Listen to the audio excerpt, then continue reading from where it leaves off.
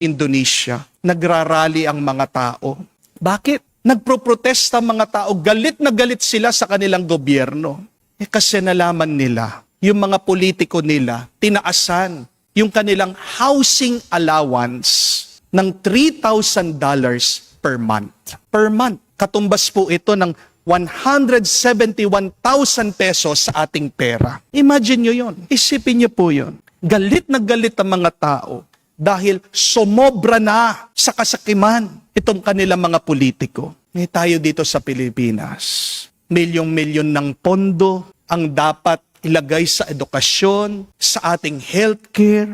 Tahimik pa rin tayo. Di po ba? Bilyon-bilyon ng flood control ang nasayang. Hanggang ngayon galit lang tayo. Hanggang sa internet lang. Lubog na sa baha ang mga kababayan natin. Naghihikahus na. Pero yung iba, todo tanggol pa rin sa mga ibang politiko. Hanggang kailan tayo tatahimik?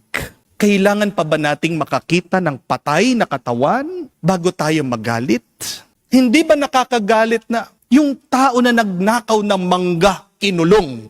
Pero sa harap-harapan natin, ang dami na bilyon-bilyon na ninanakaw. Hindi pa rin nakukulong. Kaya mas kailangan pa natin ngayon ang halimbawa at panalangin ni Mother Teresa. Dahil ang ating mundo ay nababalot sa kasamaan at sa pagkaganid. My dear friends, yan nga po ang assignment ko sa inyo ay maging galit kayo sa nangyayaring korupsyon ngayon sa ating bansa. Manindigan kayo. Magsalita kayo. Pero sabihin din natin lahat ng ating nararamdaman sa Diyos.